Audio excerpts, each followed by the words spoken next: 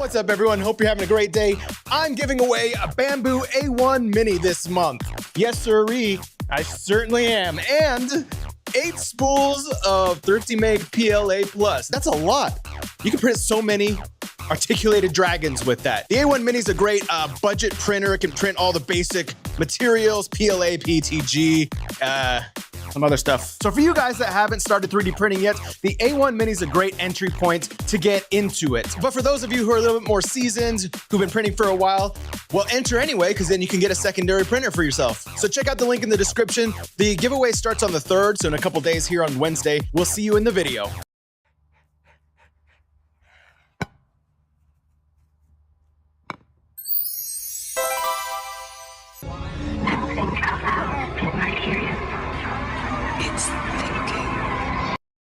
Research has been proceeding to develop a line of automation products that establishes new standards for quality, technological leadership, and operating excellence.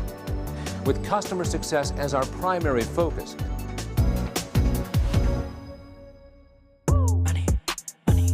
making crap for money. Watch this. I've got a plan. I can beat this thing. Excellent.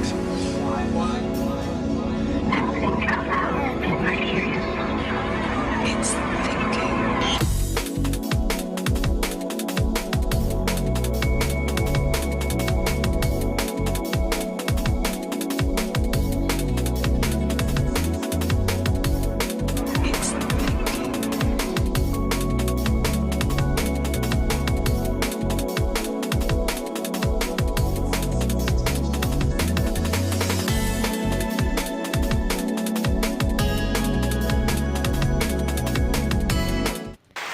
What's up, everybody? What is up? Woo!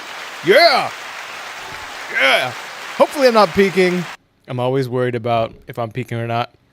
I hate this thing. Okay, I'm supposed to like check this thing out to find out how to keep it from suddenly stopping whenever I stop pressing the button. It's like instant, so it's not natural. There's no people that clap like this. Okay, wait. That's not true. People clap like that. Individuals, but like a whole group, it doesn't, like, you know what I'm talking about. It fades out, you know? It's not instant. Anyway, I got to figure that out because it's like, this is the Zoom PodTrack P4, and it's a cool little, I don't know if I can, should I pick this up? I'm worried it'll like totally, can you see it right there in the corner? There it is, little peek. It's a little tiny podcast mixer. You can plug in 4 microphones. And it's really cool. It's pretty cheap. It's like one of the cheapest but full-featured podcast mixers that you can get. And it's only like that big. So compared to like the, what is the big one that's popular, the Rodecaster? It has a lot of the features of the Rodecaster, but in a small, tiny package. It's battery power, or you can battery power it. And it's a lot cheaper. And it has 4 little sound effects.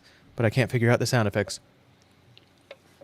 Welcome to Spaghetti Overdrive, everybody.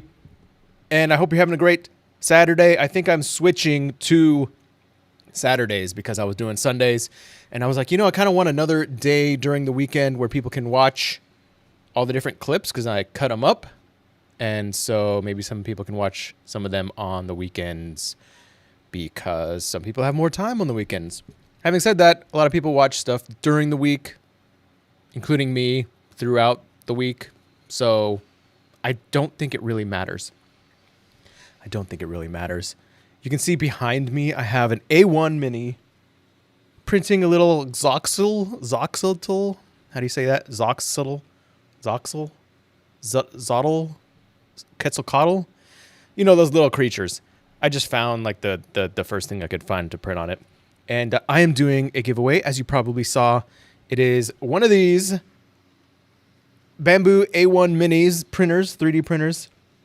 And I'm giving away filament. So 8, this says ABS, but it's not actually ABS. It's PLA, which is probably a bad idea to put PLA on an ABS spool.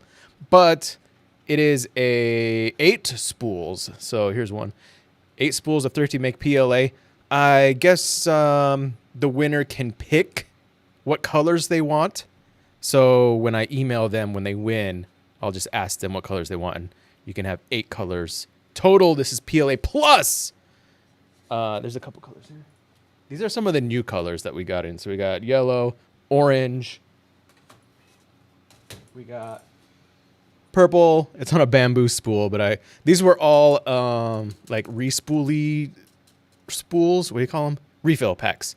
So that's why they're on random spools that are not labeled correctly. Very bad idea. Do not recommend doing that. And then there's a blue. But anyways, so giving away the whole printer and 4 spools. Not giving away the AMS. So the AMS does not come with it because that would be a little bit more expensive. But this one has the AMS attached with this thing right here. So you can just print these. There's a couple on Maker World and all those different websites. Just search for like, if you already have a Bambu A1 Mini, you can just search, what is this? AMS, or just search like AMS, Bambu Mini or A1 Mini. And it'll come up with these like adapters that you can attach to the top here and then attach your AMS to the top of it so that it saves a lot of space because you can see how it's all vertical now, which is pretty cool because otherwise you'd have this thing on the side and it takes up a lot of table space. So takes up considerably less space, which is very, very nice. And you can just print them out. And then I think on this one, all the screws just come from the AMS themselves. So you don't have to go and get additional hardware. There's a couple where you get additional hardware. Anytime I find a file that requires additional hardware that looks like it wouldn't need additional hardware, like it could be designed to not have additional hardware, I'm like, meh, no thanks. And then try to find another one. We have another one also in our office for the A1. So there's like an attachment for the AMS on the top. So anyways, it's not coming with the AMS. It's not coming with that attachment on top. Just the A1 Mini and 8 spools of filament for free. So the link is in the description if you want to enter to win. You can enter daily. So I'm using the Gleam app, gleam.io, which if you do like social media work and stuff, you may be familiar with it, or if you've done giveaways. It's just an easy way to do cross-platform promotions. So instead of doing just a giveaway on Instagram, which would be easier to do because you're only on one platform, if you want to do multiple platforms, how do you like count all the entries and everything? And how do you pick the person? You'd have to do a lot of manual work and writing everything down. And it would be a huge pain. So instead you spend a buttload of money, like $60 a month, I think it is. I can't remember. They have different tiers. They're expensive, okay? They're not cheap. Like some of these marketing apps are not cheap, but yeah, it's like whatever it is, $60. And then, but then it, you just send people to the to whatever website you want to put the plug-in on, and then people can just go through all the choices on the plugin itself. So you can do. I could just show you. Like, why don't I just show you giveaways? Oops. Yeah. So here it is. So this is the plugin, the Gleam.io plugin, powered by Gleam. And you can just put however many entries and what entries you want people to do. So if you want them to earn a point, they just click on this and they earn a point. Subscribe to the newsletter, visit your store, refer friends. And then you can tell them to go and visit your different socials. It says follow, but I don't believe it actually detects if you follow. So it's just like you go there and then you could just like collect the 20 points. I wish it was to the point where it could detect like, did you follow? Okay, great. But I don't think it does that. I think it should be cheaper because of that. But look at this sweet picture. I made this picture on Gemini, which I've been using a lot lately. Very good. Nano Banana is great. I've been using it heavily for thumbnails and stuff. Whether you like the thumbnails or not, they're better than I would be able to do on my own. Like if you scroll down through the thumbnails, like, I don't know if you could tell which ones I did and which ones AI did, but also when I use AI, I like put it together anyway. So it's like not 100% AI. Mostly I use Nano Banana to like edit photos before combining it onto like Figma. I use Figma. So that's my little workflow. But today we're going to talk about a few things, just some quick things, some quick fun stuff, and then a little bit AI stuff, a little bit of tech products coming out. Always a lot of tech products coming out, which is always fun. But we're just going to go through them real quick just like a quick little, this is coming out, this is coming out, this is coming out. And then some 3D printing stuff, of course. Always some 3D printing stuff going on. The military is using 3D printing more and more. And they're saying that, what is it, like the army? They're saying that like 3D printing is at the cusp of becoming big. So right now it's still pretty niche, right? And we've seen numbers that are saying, oh yeah, it's becoming bigger over time, which it is. It's growing yearly by a pretty big percentage. The consumer 3D printing market, some of the other markets, like I don't know, industrial, whatever the other markets are, have kind of gone down. I don't know if, or like somewhat stagnant. I don't know if, or maybe like higher end consumer, prosumer maybe. I forgot the numbers. I could look them up. But I don't know where the military lies within that. But the military has been steadily growing within 3D printing. Or in other words, they've been buying more and more 3D printing. You've probably seen a lot of that in, I don't know exactly if they actually use 3D printed drones for like the strikes in Ukraine, for example. Russia, Ukraine, that situation. I don't know if they were 3D printed or not. But that's like one of the things that the armies or the military is using 3D printing for, is to build drones, but also parts that they would otherwise have to order or source, and it would take a long time. They could do it a lot quicker. So they are kind of driving a lot of the growth in 3D printing, which makes sense. A lot of times the military or the government will drive technologies just simply because of quantity a lot of times, or because if there's war, for example, the technologies will grow faster because there's a bigger focus on making the technology better or increasing the output so that we could fight the war, you know? So they are driving some of it. What was the question I had? Oh, yeah. Was the Ukraine... I'm going to see if the drones were 3D printed. My spelling... Whenever I type, but am half paying attention because I've got this live stream going on, I always spell things poorly. Yes, 3D printed drones have been used extensively in the war in Ukraine. Yeah, okay. They have been using 3D printing for a variety of military applications, with drones being a key focus. But we'll talk about that a little more. That's that's like the last topic I have on my list here. But the first topic I have on the list is, and we'll just go by this really quickly. I don't want to lose you. But Starbucks. Yes, we have to talk about Starbucks. Why? Because everybody drinks coffee. And even if you don't like Starbucks, they are the leaders in coffee. Not the leaders in high quality coffee per se, you know, as a lot of people might suspect that they are not. But like, Apple, iPhone. Whether or not you like Apple or iPhone, they are the leaders in that particular realm, and they lead that particular realm.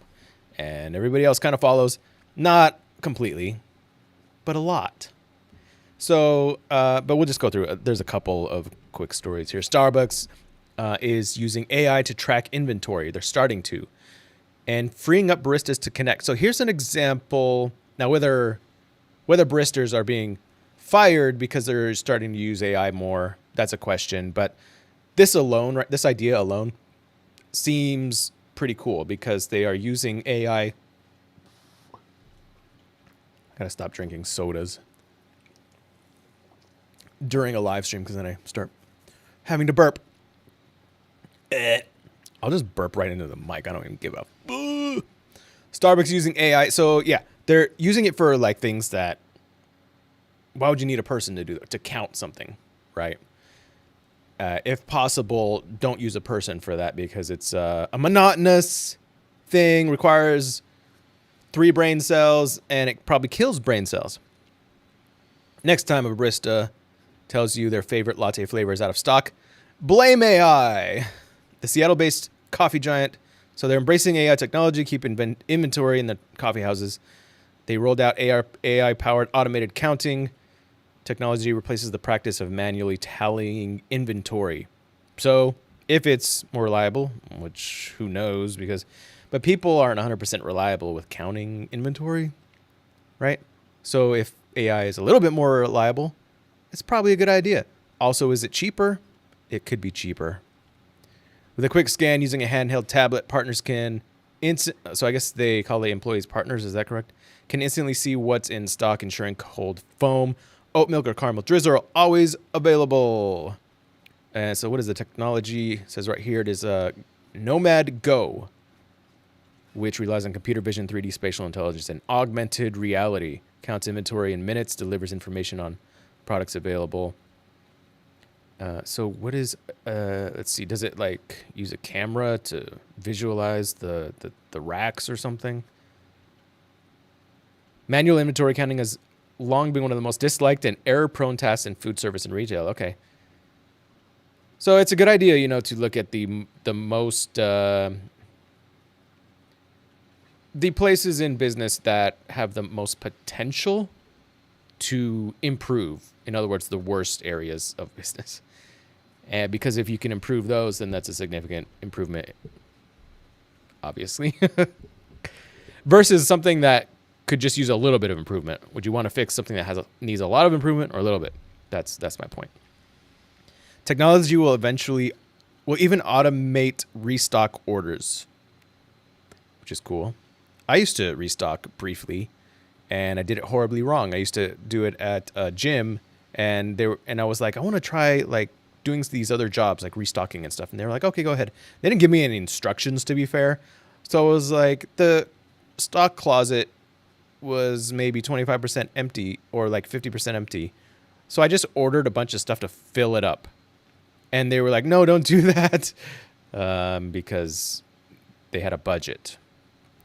And so they would only order a little bit at a time. And so I spent a lot of money all at once. But they didn't tell me anything. They just said, yeah, go for it. And I was like, okay, I'll just do whatever I want to do. Not really my fault, is it? It kind of is, because I could have asked them, you know, what do you guys want? So it is capitalizing on the growing interest in... Oh, okay. So this is the other story. Do I have this up? They are... yeah, I think I have this right here.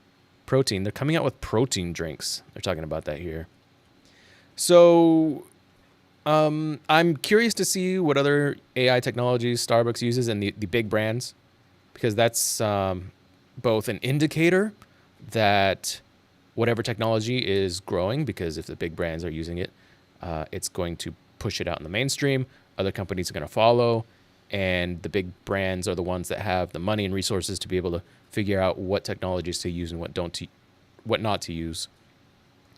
And so, therefore, there's a better chance if they're using a technology that it could be a good technology that's going to grow and expand into the future. So the fact that they're using AI for this is cool. Obviously, there's a lot of companies using AI, but this is just another big example of that as far as like the company is big.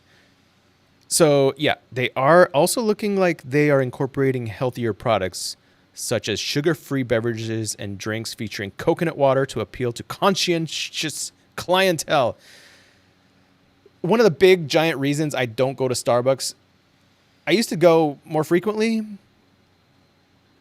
even though I never really liked their drinks that much. The only one I really ever liked, because it's laden with sugar, obviously, is their chocolate cold foam cold brew, chocolate foam cold brew, right? Whatever. Anyway, that thing. And then I would add a half and half to make it even fattier and creamier, and light ice, because they ladle it with ice, and then you're really just left with, I don't know, a grande instead of a Trenta. I would order the Trenta. The Trenta has like something like 400 milligrams of caffeine, which is amazing and also bad. But that's like the only one I would like, because I like the chocolate, and it's very tasty but full of sugar. So, but otherwise, I don't like their coffee. I don't think it tastes very good. And I don't like the taste of coffee in general anyway. That's why I fill it up with half and half and honey, typically. But also, yeah, it's just full of sugar. All their drinks are full of sugar to the point where it's way too much sugar. It doesn't taste good to me. When I get a latte, I'm like, this just tastes like pure sugar and then some artificial flavoring. So not really a fan of their lattes and all that stuff. I would prefer a drink that has minimal sugar. And so that's why I don't drink there for the most part. So the fact that they're trying new stuff is cool. I'd like to give it all a try. And I would like to try their protein drinks. New protein lattes and protein cold foam. But who knows if this actually fixes anything as far as the sugar goes. It's just like the same maximum amount of sugar, but they sprinkle in some protein is my guess. They'll offer protein cold foam alongside new line of protein lattes. Doesn't mean they're healthy. Made with protein boosted milk. So if that's the only difference, then I don't really care. I mean, I guess it's nice that you get additional protein. Delivering approximately 15 to 36 grams of protein per grande. Wait, how's it 15 to 36? I guess is that just you can just ask for additional scoops, protein scoops. These new protein beverages are part of the company's strategy to drive innovation and modernize its menu. You mean to not suck as much? As we continue to get back to Starbucks, we're focusing on modernizing our menu with innovate. Well, this is straight from the Starbucks website, so of course they're gonna, be a little bit more positive than our menu is laden with sugar and artificial flavorings, and it kind of sucks. So we're fixing that slightly. Our protein beverages tap into the growing consumer demand for protein. There's a growing consumer demand for protein. Are people becoming like zombies? Must have flesh, protein. Is there a greater demand for protein? Did they look at the numbers and was just like, hey, man, people are eating way more protein. Therefore, let's just put protein in our drinks. Where maybe it's more like, hey, people want healthy foods, and a healthier way of eating might be more protein and less carbs and sugar. So they're like, let's just dump protein. Like, I don't know. Maybe they asked AI which metrics of which what are they called? The food macros. Which macro metrics are people consuming these days? The humanoids. And then it was like, the macros that have increased are protein and stuff. Does that make sense? I'm trying to make fun of them, okay? If it doesn't make sense, fine. I don't care. 70% say they're trying to consume protein. Is that what they say? Did they do a survey and was like, what macros are you attempting to consume? Protein. For the 5th straight year, protein is the nutrient that most people say they're trying to consume. I'm trying to consume less sugar. So if you replace the sugar with protein, then that's one thing. If you just add protein, that doesn't make much sense. Tapping into the popularity of cold foam. Oh, cold foam grew 23% year over year and is used in 1 out of 7 beverages. Dang. But their cold foam is good, though. It's pretty tasty. Protein lattes. 27 to 36 grams of protein while maintaining the rich, bold flavor and smooth texture customers know and love. Customers just know and love that because, I don't know, people are disgusting. I love 10,000 grams of sugar! Unlocking protein customization. So, okay, so you can also boost it. So it's kind of like, what do you call it? The Jamba Juice. You can just add protein shots or whatever, boosters. I think they're called boosters. Unfortunately, for Starbucks, their cold brew founder, their co-founder Gordon Bowker dies at 82. This face looks familiar, but I don't know him. So he's a writer turned entrepreneur who co-founded Starbucks in 71 and helped set the course for the specialty coffee movement in Seattle and beyond. So he's a co-founder. I don't know the history of Starbucks that much to know the founders and co-founders and all that. So unfortunately he died, and I'm sure Starbucks fans are sad about this. He did create a good company that is very successful, you know? So there's that. So another quick news. We're done with Starbucks. You can come back now. Pop Mart. Now you can leave again. Pop Mart is coming out with... Oh, so their mini Labubus. This is quick, okay? Their mini Labubus are sold out in China. So these are going to be very popular. They, I believe, have come out already in America, if I'm not mistaken. Let me just check real quick. This is very important information, okay? It's very important information. I haven't seen it on their website, though.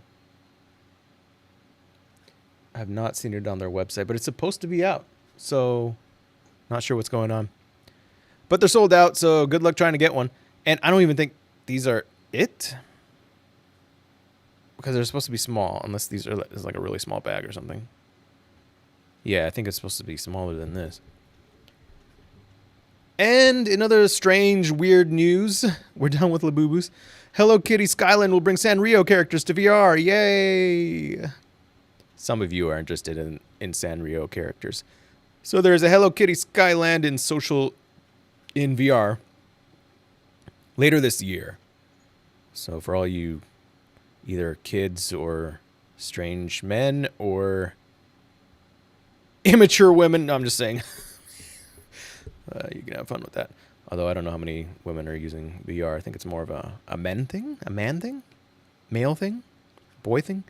Lawyer named Mark Zuckerberg sues Meta for accusing him of impersonating its CEO. There are two Mark Zuckerbergs in the world, but only one is the true Mark Zuckerberg.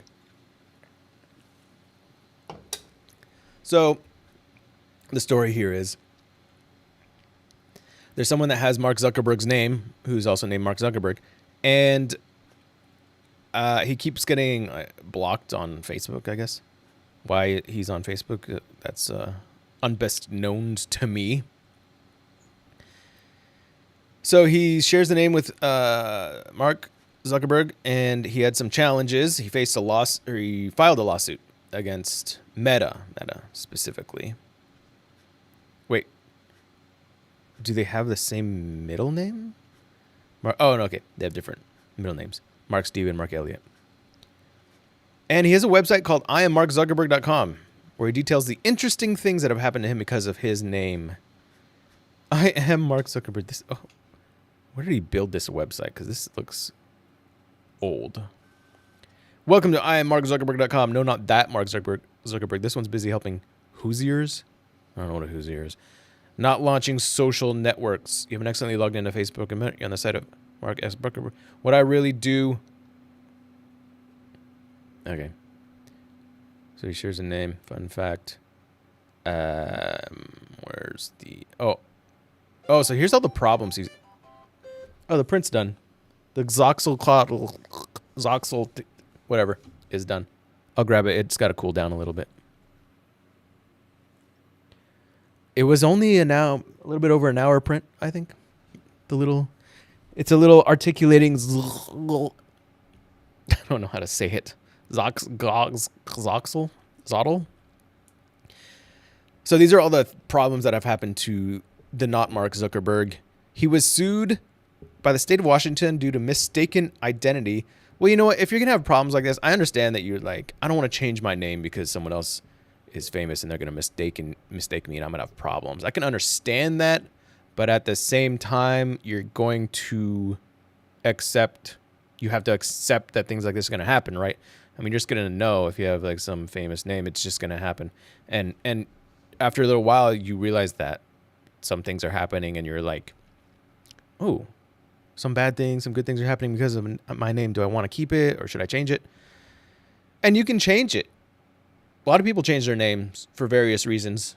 A lot of people change it because of they just want a different name for like a stage name as an actor or whatever it is. So that's an option. You could be Mark, whatever his middle name is.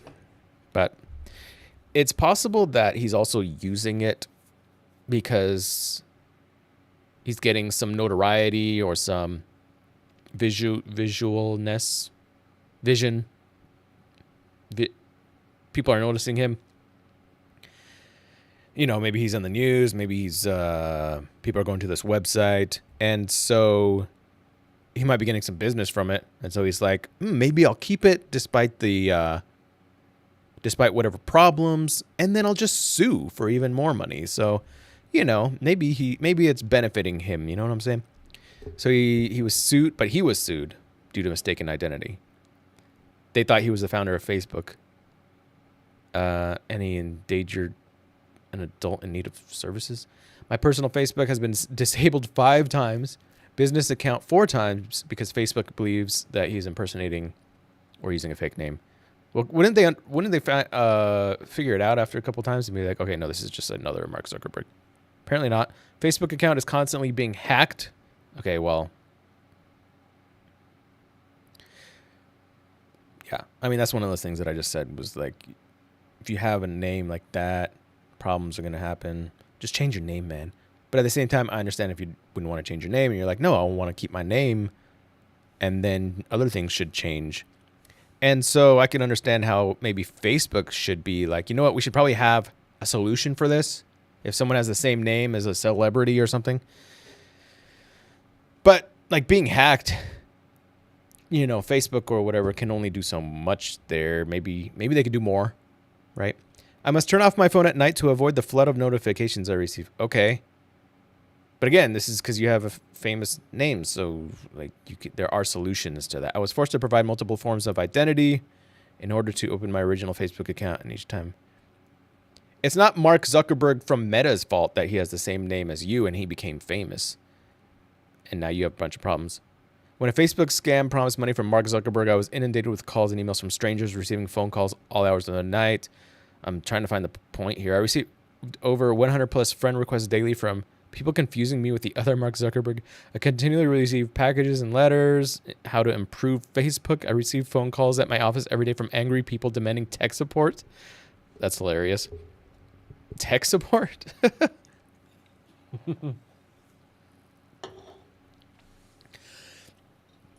I was finally able to connect with Mark Zuckerberg of Meta to fix why can't I log into Facebook? Or how to improve Facebook. Receive phone calls at my office every day from angry people. Yeah. Removed from Nextdoor app for using a fake name. Routinely receive death threats and harassment from the Messenger app. I get Venmo payment requests and money solicitations from total strangers. Ooh, now that's nice. For a complete list. So, like I said, I don't wish Mark E. Zuckerberg any ill will. I hope the best for him, but let me tell you this. I will rule the search for Mark Zuckerberg bankruptcy, and if he does fall upon difficult financial times, it happens to be in Indiana, I will gladly handle this case in honor of our eponymity. I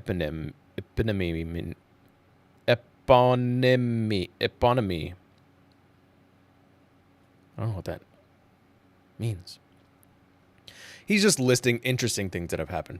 So, why was he suing Mark? Why was he suing him again? Oh, because Facebook accused of him impersonating. Okay. So the full story is he's just listing the things that are have happened to him. He may be accepting of all this, but he's suing because of Facebook is not really doing a good job of taking into account that some people could have the same name as Mark Zuckerberg, or, you know, maybe other celebrities and important people in general. And they're just keep blocking him. Venmo payment request. Okay, so they're just listing some of the things. Due to Meta repeatedly suspended accusing him of impersonating a celebrity, he has had the name longer. He's had the name longer than the Facebook mark. Spent over $11,000 to advertise on Meta. Even so, Meta often takes months to reinstate his commercial page after suspension, according to the suit. Period. For somebody who's purporting to be one of the leading tech companies in the world, and they can't stop doing this, and they can't seem to get their appeals process to work. I think they have a problem. Yeah, probably. I mean, but all these social media sites, their appeals processes and their bannings and, what do you call it, on YouTube, copyright strikes and all that stuff is all kind of a mess. And it's been like that for a while. So it all kind of sucks to an extent. And it all should be improved for sure. Definitely all should be improved. Moving on from all that fun stuff. What else we got going on here? Ahem. Let's talk about AI, shall we? We shall. So what is this? A warning to AI stock investors. So this is just talking about how what's going on with AI in general. If the market's saying something, then AI in general might be doing something. And we've talked about in the past how AI, maybe I read an article in one of the previous live streams where it was something like there's going to be a bubble. There might be a bubble. AI has kind of been exploding, but yeah, it was maybe 1 or 2 live streams ago. So Goldman Sachs, though, is sounding an early alarm bell on the near-term directions of hot AI stocks. So, yeah. So is there going to be a bubble? Like, is the AI bubble going to burst and then it's going to crash? But that doesn't necessarily happen every time. There's some kind of tech. So there was the tech boom. And then there was like the tech bust when the internet was growing and becoming faster and better and all that. And all the tech companies, internet companies were growing. But it seems like maybe that's not going to be as extreme here with AI. There's a limited appetite for companies with potential AI-enabled revenues as investors grapple with whether AI is a threat or opportunity for many companies. A threat? It's not a threat yet. Well, it's not a direct threat yet. Everything's a threat, I guess, to an extent. A block of cheese is a potential threat. Right? It's not doing anything, just sitting there, but if you leave it sitting, it's going to grow a bunch of mold, and then all the mold spores you're going to inhale and get sick. Or if you eat the whole thing, then you might get a heart attack or choke. But it just sitting there is not a threat. So AI right now, actually, there are some things that are like happening with AI that are kind of threatening, but like teens using it as therapy and then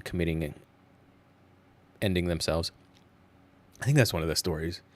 I think we talked about that last week also, and maybe a couple weeks ago. So the AI trade will eventually transition to phase 3, which I'm not into finance or investing, so I'm not sure what that means. Investors will likely require evidence of a tangible impact on near-term earnings to embrace the stocks, because they're not really making money yet. The AI companies, they're still spending tons and tons of money. Unlike phase 2, still don't know what the phases are. There will likely be winners and losers within phase 3, which I guess that's implying that there's just been no losers yet. I mean, maybe some AI companies have kind of closed. Not sure, but it's still kind of the growth phase. Maybe that's what the phases are, growth, and then the third one is death. I don't know. Ethereum is at 4,264. It's kind of like the top of where it's been before, right? Bitcoin is at 110,000. That's crazy. That's crazy. And I remember a while back ago, and they were talking about Bitcoin. Bitcoin's going to go to 100K. That was a few years ago, and it was maybe at 40 or something like that, or maybe even less. I mean, I guess they've probably been talking about that for a while. But anyways, side note, I just had saw the tickers there. Hammond thinks AI investments as a percentage of capital expenditures could be nearing a climax.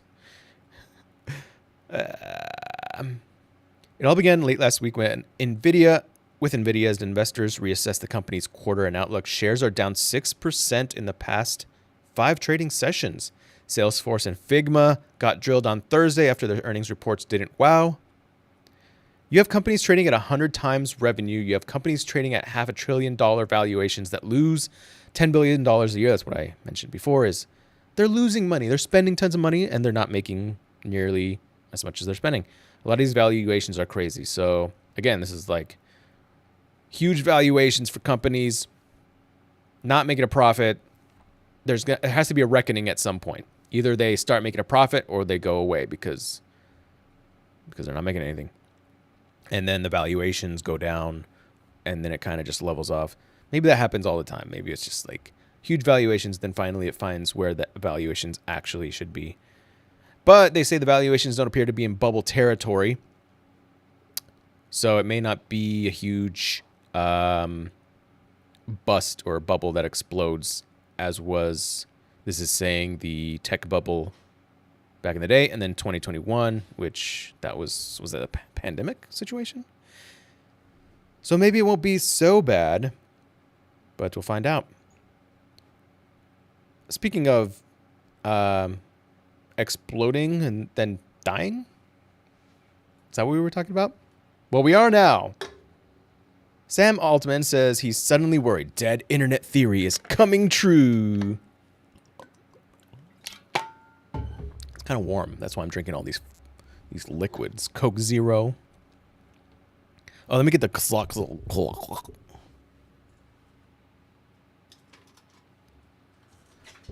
Let me get the Zoxoclotl.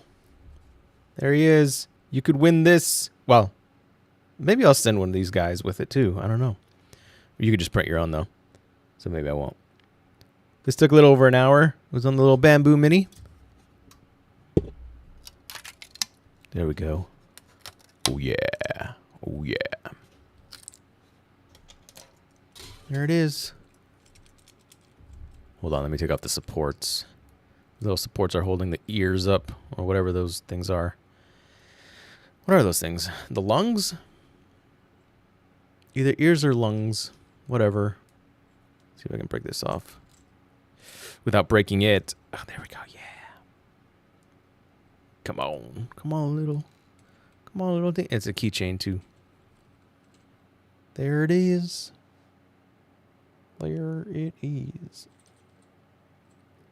And the eyes are supposed to be black, but it's got some stringing or whatever, but you can just burn it off. It's got some, so the eyes are supposed to be black, but I didn't want to use two colors because then it would have taken a lot longer.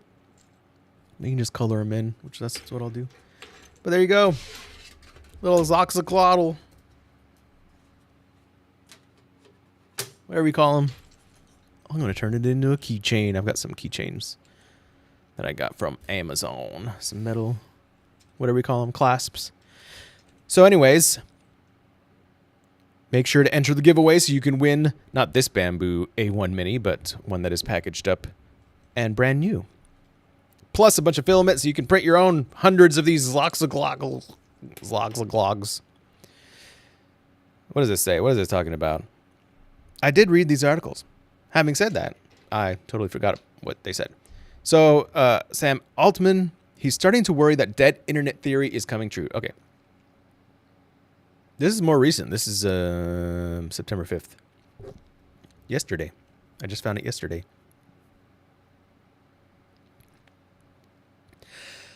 I never took the dead internet theory that seriously. In his, yeah. Wait, he types in all lowercase? What the frick? What? Why? Except for LLM, why would he... I don't know. Whatever, that's kind of weird. I just closed one. That's okay. But there seems like there are a lot of LLM-run Twitter accounts now. He was resoundingly mocked for saying this. One person said, "You're absolutely right. This observation isn't just smart. It shows you're operating on a higher level." Responding one user who was imitating ChatGPT's M-laden prose. Okay, the little M- right there. They were pretending to be ChatGPT. The dead internet theory is a half-prophetic conspiracy that suggests that effectively the entire internet has been taken over by AI models and other autonomous machines. AI models, I guess, more recently. The vast majority of the posts and profiles you see, the theory holds, are just bots. But this is completely false because I follow real humans that create videos that I can see their videos that are of real humans. Now, maybe there are a lot of bot accounts and AI bot accounts and stuff like that, but so fine. But the The ones that I actually interact with, no. So, but is that what was that what the theory is? Is it like, well, there's a lot that are out there that are bots and everything that are doing things behind the scenes, but they're not necessarily ones that you're interacting with, but they're still there doing things, manipulating things behind the scenes, like various marketing and news and information dissemination. Let's see. The vast majority. In fact, you're barely interacting with humans at all. Everything you access online is just a machine-maintained illusion. Almost like the Matrix. Well, machine-maintained, fine, but who cares? Like, I use machines to maintain my social media. Social media platforms are machines. And sometimes I'll use automated services to do some of the stuff for me. But in the end, it's like me either commanding them or being on screen like I am now. It's an incredibly solipsistic conceit. Oh my gosh. Thank you, Futurism. Thank you, whoever wrote this. Who wrote this? Frank Landymore. Why are you using the word solipsistic? That at most extreme is a dumb creamy pasta. Creamy pasta? Ah, yes, creamy pasta. I don't like creamy pasta that much. I prefer tomato. Thank you very much. Tomato sauces. Creamy pasta fodder and has become a bit of an ironic joke. But it contains a kernel of truth that does get a mounting anxiety at how fake and corporate the World Wide Web has become. Fake and corporate? Why are you combining those together? Does corporate mean fake? Well, to an extent, like corporations do seem to have a lot of fakery or deception that happens a lot of times, which is kind of annoying and sucky. Those would be the most accurate words I could describe it. Annoying and sucky. Where was I? Really, where was I? Dumb creepypasta. Oh yeah. Corporate World Wide Web has become, and it's undeniable that the deluge of AI models, bots, and the slop they generate are a large part of that. Now, Mr. Altman says, well, you see where this is going. He owns a company being valued at nearly $500 billion for unleashing... Oh, regarding Altman. Okay. You're talking about him. For unleashing ChatGPT in the world, the chatbot whose entire purpose is to emptily imitate human writing and personality, capable of churning out entire novels worth of text with a smash of the enter key. It effortlessly fakes facts as much as it does the human soul. It's evil incarnate. And so it's a spammer's dream, even in cases where ChatGPT isn't directly responsible for the slop being pumped to there. It elevates the entire industry, whose products are now all joining in on treating the internet as their dumping ground.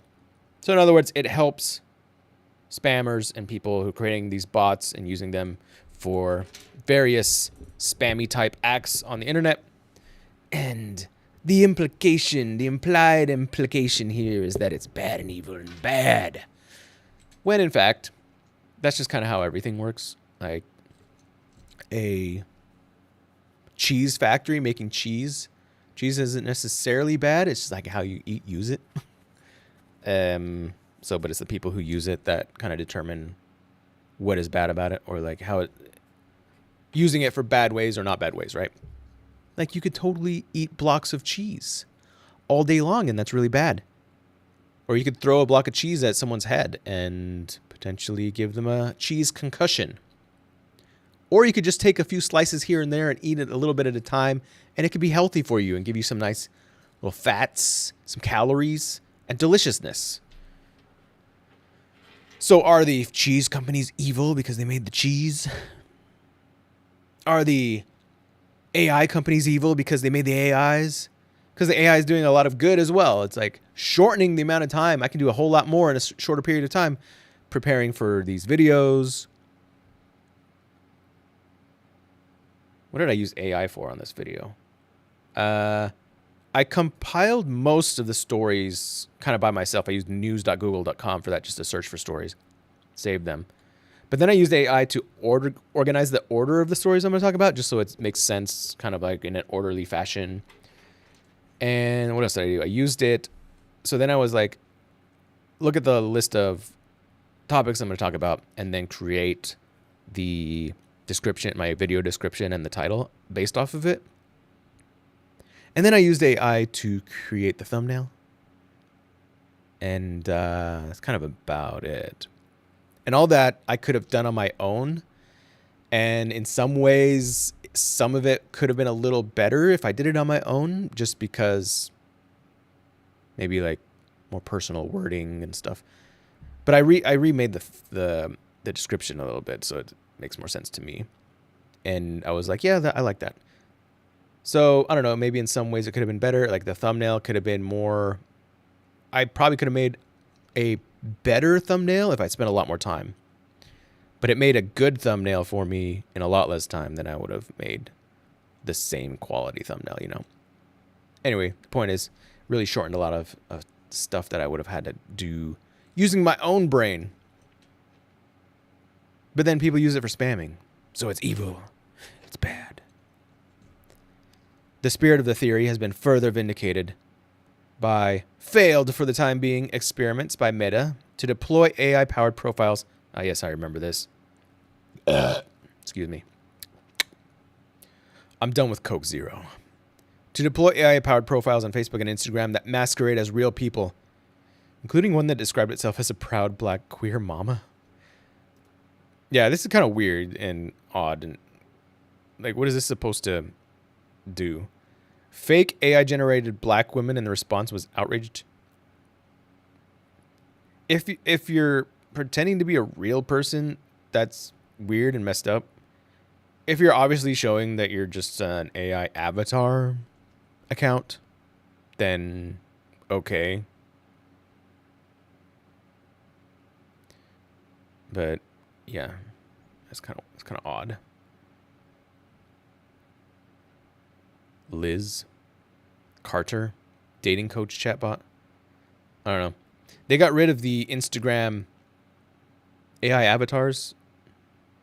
I tried doing one of the AI avatars. I tried doing the using what's his face? It was Snoop Dogg, but he wasn't named Snoop Dogg. It was named something else, like Dungeon Master. I don't know. And it was a D&D, but it only partially worked because it sort of worked because it kind of did a really good job of like starting the quest and everything, and like, where do you want to go next? And then it would send you somewhere else, and you'd meet like some guy that was like going to send you on your quest and stuff.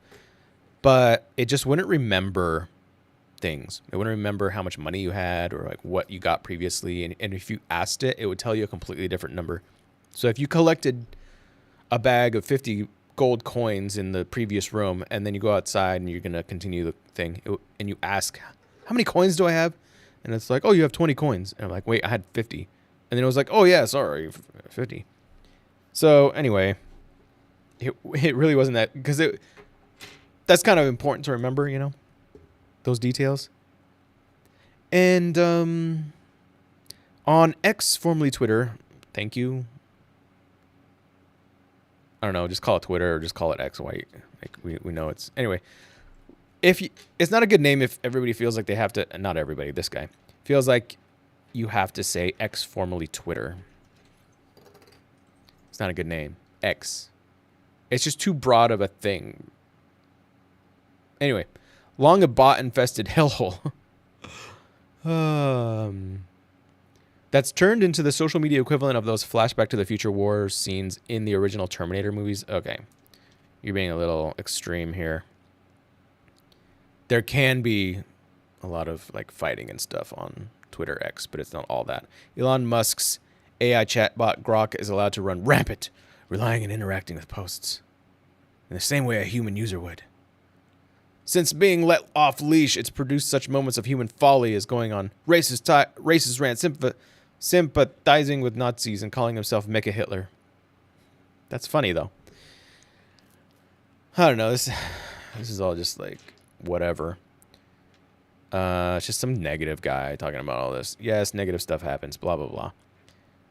If you had to pin the blame on any single person for unleashing it on the world, it'd be him. All right, but I think it seems like this is some boomer that doesn't like AI. Whatever. I don't care. So anyways, yeah, AI is... what was that story? I already completely forgot what that story was about. Dead internet theory. Oh. Curse you, Altman! You started dead internet theory or something.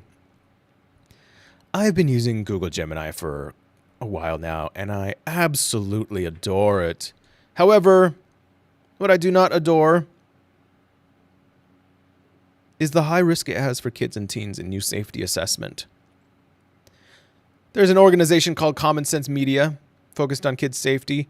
While the organization found that Google's AI clearly told kids it was a computer, they had a risk assessment, not a friend, something that is associated with helping drive delusional thinking and psychosis in emotionally vulnerable individuals. It did suggest that there was room for improvement across several other fronts. So some of the things were Gemini's under 13 and teen experience tiers both appeared to be the adult versions of Gemini under the hood, with only some additional safety features added on top.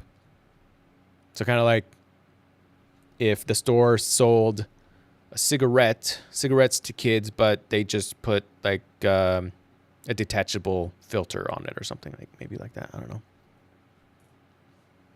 That was a good analogy, right? Or like they sold beer to kids, but they gave you a straw. I don't know.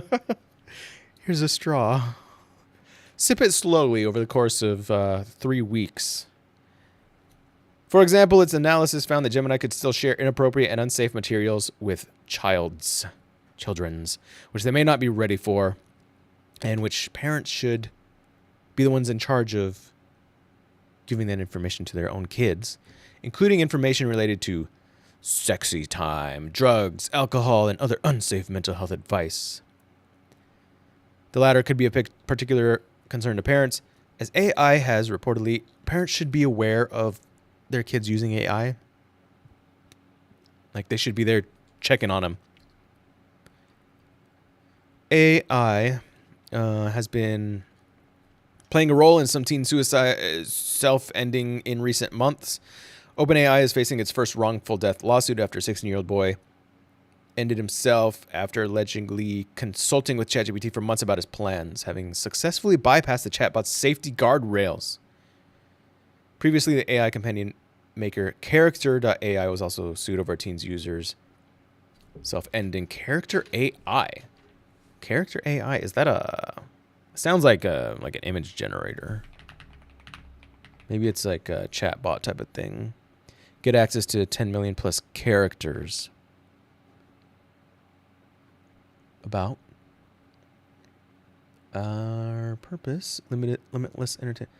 Storytelling, gaming, social connection, and creative expression converge to captivate you like never before. Never-ending ways to create. Form heroes, setting stories and challenges. You don't follow the fun, so you create various types of characters that I guess you can interact with. I'm just reading the about because I didn't want to create an account, but I guess I'll create an account here. I shall create an account so I could check out what Character.ai is and maybe become depressed and end myself. Just kidding. Yeah. Let me see if there's anything bad on here. Someone made Pumbaa. Nothing bad on the main page, so let me just... I guess I had an account already. I was checking it out. Pumbaa. Keanu Reeves. Should we try Pumbaa?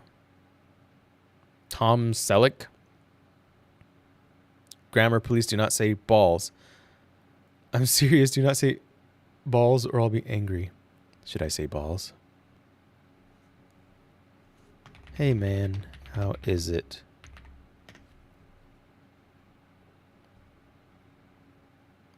Do not say balls or I'll be angry. Wait. Oh, you can call them too? And have like audio going on? Okay, he's not responding.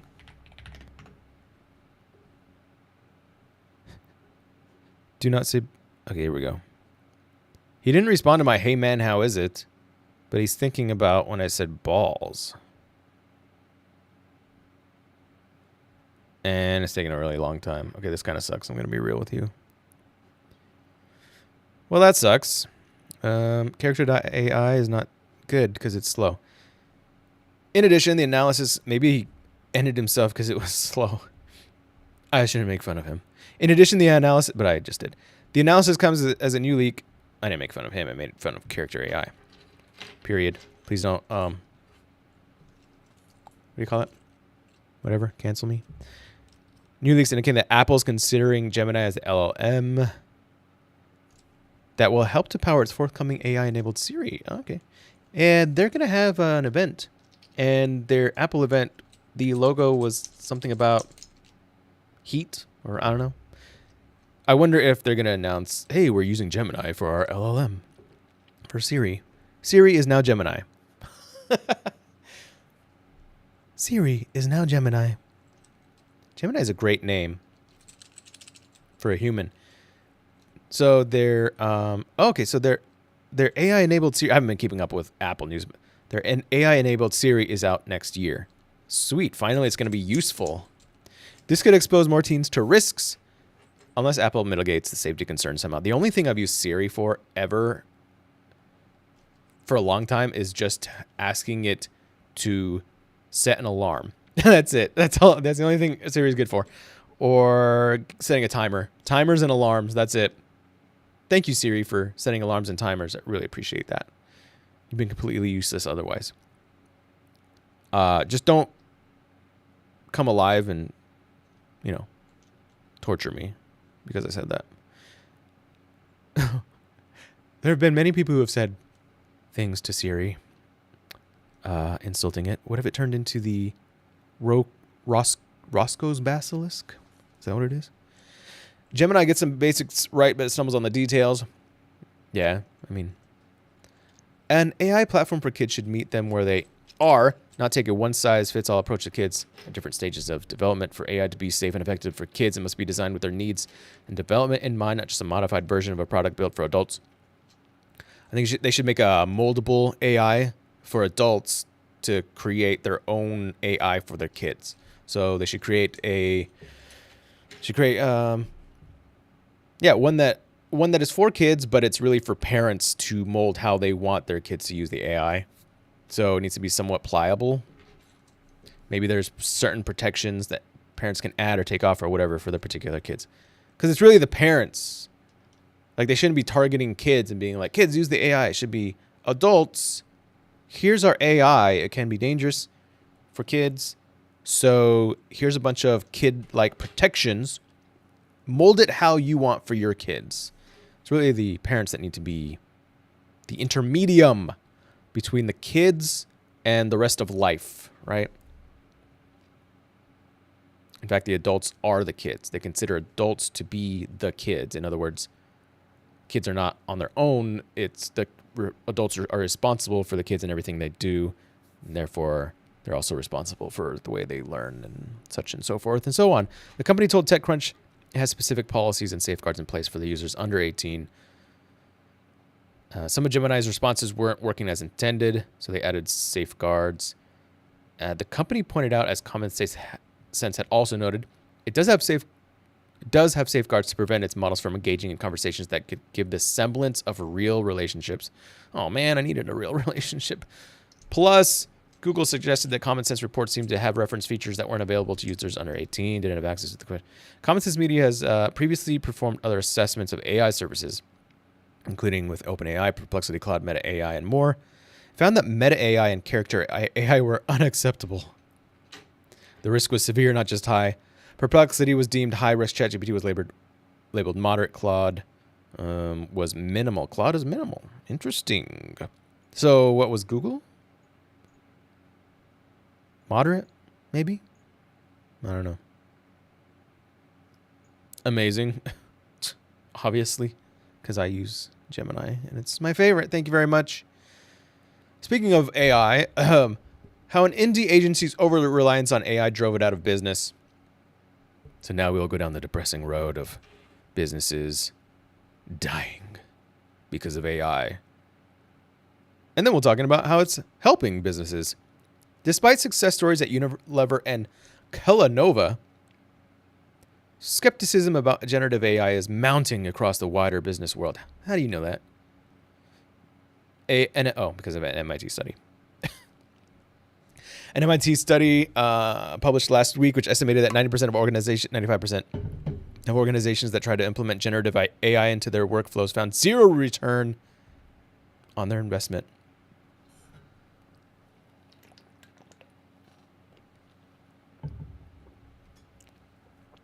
Oh, what is in there? It's just water. But 5% found some return, right? But that sent AI-related stocks tumbling. So that was last week. So I guess the AI stocks have tumbled recently. I haven't looked at them. Small businesses, including agencies of every stripe, are at most risk from the negatives of AI adoption from rogue use of tools. A recent IBM study found only 7% of organizations are tracking employees' use of AI. They don't track my use here at all of AI. I could be using it for anything and anything. They wouldn't know.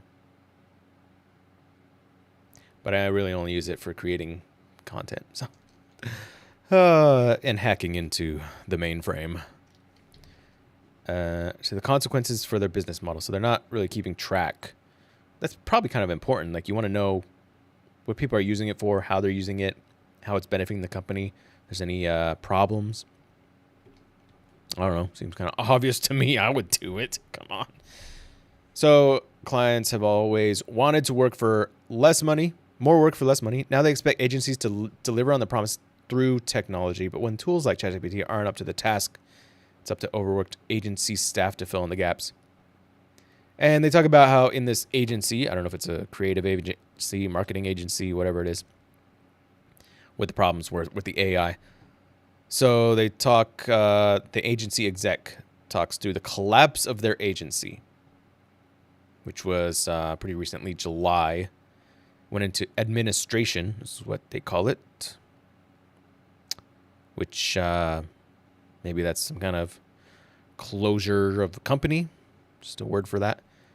Founder and creative figurehead became convinced that generative AI tools would provide a silver bullet solution for existential business threats. Yeah, I don't know if I would give one technology that's new that much power or that much, what do you call it? Say that it's going to solve that many problems, you know? It's kind of risky. The agency, a small production shop specializing in animated filmmaking. Now we know what it is, animated filmmaking. Like I said, I read this previously. That's what all these markings are, but I did not remember. I did not remember these things. That's why I mark it. Was the kind of firm, I'm just using a highlighter app called, what is it called? Web Highlights. It's just a plugin for Chrome, which is very nice, very helpful. Because a lot of these articles have a lot of information and fluff that is not really pertinent. So they, animated filmmaking was the kind of firm found in every ad market on the planet. And there's lessons in the cautionary tale for the entire ad industry. Now working as a freelancer, the exec discusses the factors led to the agency being dissolved. So his final job description was managing senior creative. That was his job. We had a team of senior creatives he was leading. So he's the top senior creative who were working directly with clients. We had an illustration team and an animation team. We were working with really prestigious clients, NGOs, charities, educational organizations, all sorts. It was a fascinating job. So when the call came about its insolvency, he was actually on a camping holiday. I got a call from the boss saying that the administrators had been called in, and that was it.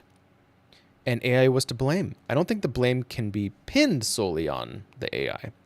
The founder didn't really like people saying, we can't take on that project or we haven't got the time. And so people were always frustrated with the founder. I still had a lot of respect for him up until maybe a year ago when it started to steadily erode his trust in him, that is, through his response to AI as a potential threat to the business, but also a potential tool, as he saw it, to maybe try and expand. But that created a lot of issues. Now, this story, it sounds like it was the implementation of the founder is what was really the problem here. We'll figure that out more here in a second. What caused the agency's founder to pin his hopes on generative AI? So that was one of the problems. You pin all your hopes on one new tech that may or may not work out. Part of it was budgets and lower time scales. So they were constantly being told that old clients were not willing to pay as much, and that had a knock-on effect that everyone needed to be doing things faster. So AI was like, we can do it way faster with AI, right? There was a sense of remaining relevant. So in other words, getting on the technology, being an innovator, and being on top of using AI, and if you're going to be left behind. But there's also a bit of laziness. Sometimes it was straight up corner cutting. So the first thing that started to creep up was scripting and voiceover. If we were doing a proof of concept, this person, what was his name? I don't remember. The managing director guy would always record on my phone and do a scratch voiceover. I try to get a sort of rhythm and sense of dynamic movement, the rhythm of how sound happened and how speech happens. It's the lifeblood of animation, really. People started going, don't worry about that. Just get an AI voiceover. Oh, yeah, because we know how that AI voiceovers are, you know, not sounding robotic and everything. A lot of them are really good, to be fair. But not quite as good as a human that can provide the nuance and the context of the particular situation and change things accordingly. It sucked the life out of a very crucial point in the process and had a sense of polish of being finished. Clients wouldn't always realize that it was AI. People had been writing blogs for SEO reasons, and ChatGPT was now being used for that. But ChatGPT would cite papers that didn't exist. That's a problem. We were a company that was meant to communicate complex ideas through visualizations. Now, that seems to be, I'm using Gemini. I would imagine ChatGPT would also show the results, show the sources. But maybe still it would make stuff up, and so you may have to like click through to actually see the sources. So maybe that is the case. Maybe that's the case with Gemini as well. But it always shows the sources. It was very concerning that we were putting out blogs that were basically nonsense. People started suggesting to the script writers that we can just get ChatGPT to write it. So they were employing a full-time script writer. But then they were like, why can't we just get ChatGPT write stuff? We just feed your notes into ChatGPT. But the scripting is sacred. The whole attitude felt like it was bleeding out in everything we did. Replace all the creativity and talent with AI, which could be problematic. In the meantime, you're overworked, struggling to deliver against a project that has been taken on. Yes, morale was incredibly low. Morale. Could be a good name for someone. Morale. Or Morale Yankovic. People were then coming to me with concerns, and I was trying to report back up. These tools were not really working. They weren't really saving us the time the founders thought they were saving. And this is where you have to record everything. So this happened at like a previous job I had, where the owners, like, they were doing ads, like Google ads and stuff, and they thought that the Google ads worked really well previously, but they didn't know why. So I was like, why did they work? So then they had me create new ads and stuff, and they were like, it's not working. And I'm like, well, I don't know why the ads worked before. I'm doing mostly the same thing, or just reactivating some of the old ads. And they were like, well, why isn't it working? So I think some of that was they blamed me, but I was like, some of the ads are the same. So maybe the other ads worked because it was a certain period of time. Maybe it was this or that or the other thing. Anyways, the point is, like, they didn't have good metrics to say why they worked or why they didn't work. And if they did, they would know. So that was the case here. They were causing problems. They were making more work for everybody. I was trying to report back up. These tools are not really working, not really saving us time. And I find this unforgivable. Given how talented a visual artist, the founder, was and how much I learned from him, he was using ChatGPT to generate images to use as reference and then draw over the top of them and just go where it led him.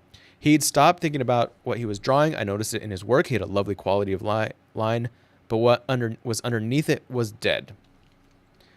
So these are some examples of AI replacing skill of a human. For sure. For like high level talent, human talent, I could see how you wouldn't want to replace these types of things with AI. For lower level talent, though, I could see it being very beneficial, or for practicing. So, like, I don't necessarily see a problem with using AI generated art to learn how to draw by tracing over it and stuff like that.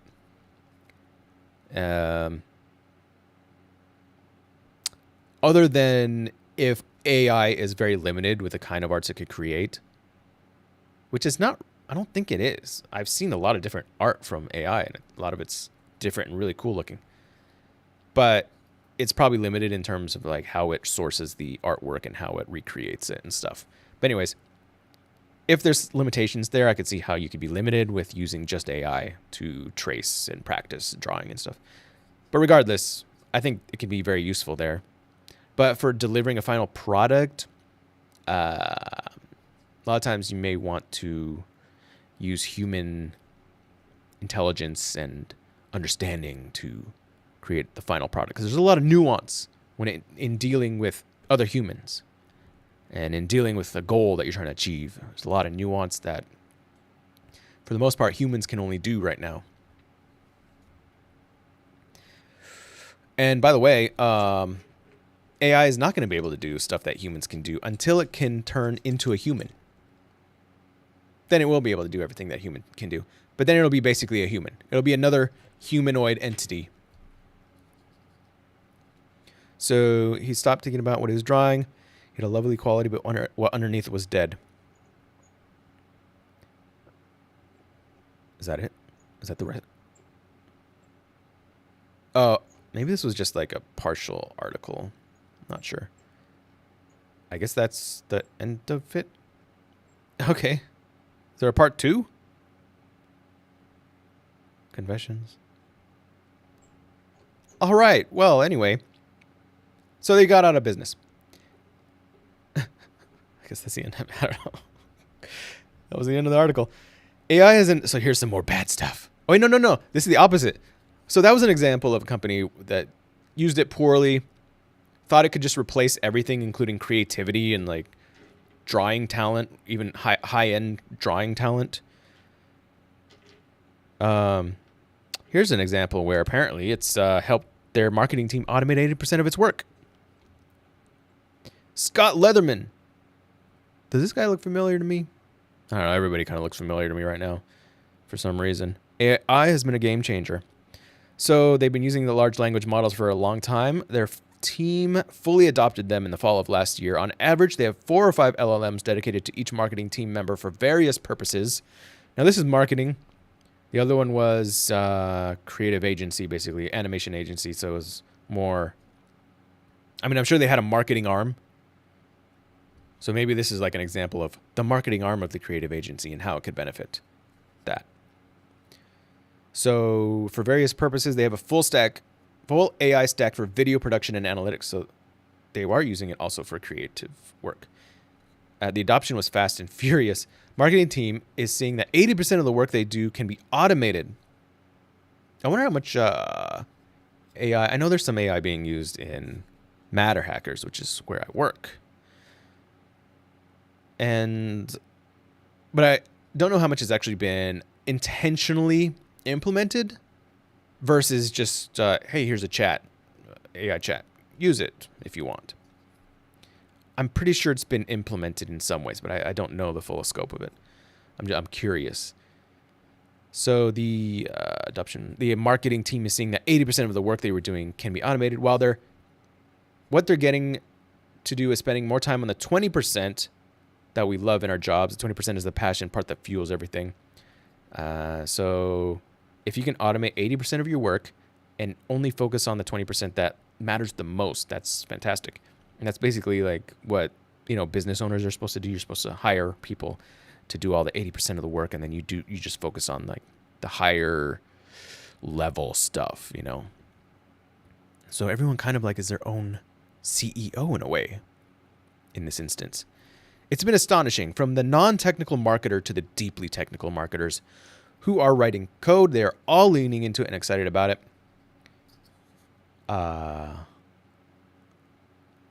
It may not work so well in a company where there's people who are less technically inclined that may have to have training and like being pushed to use it more, you know, that sort of thing. Tackling obsequious LLMs. There's another word that I barely know. I don't know this one at all, but I've heard it before. Or seen it. Obsequious. What is obsequious? I got to look that up here. Just give me a second here, because that is, sometimes there's a word and I'm like, man, I've heard that before. I don't really know what it means. I think it's, I know what it kind of sounds like it means, you know?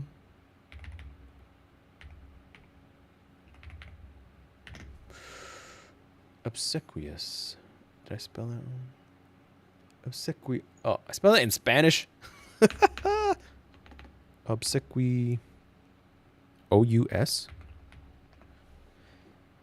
Obedient or attentive to an excessive or servile degree. Tackling servant LLMs. In our hurry to produce things, sometimes we don't take them back for review and making sure the human element, the storytelling, the curiosity to ask why is in there.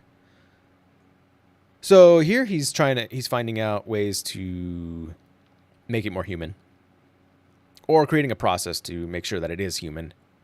So we've built our own prompts to ensure that when you produce something, it's one, factually correct, and two, not just giving us the answer that we want inside aviatrix or that we want as a person.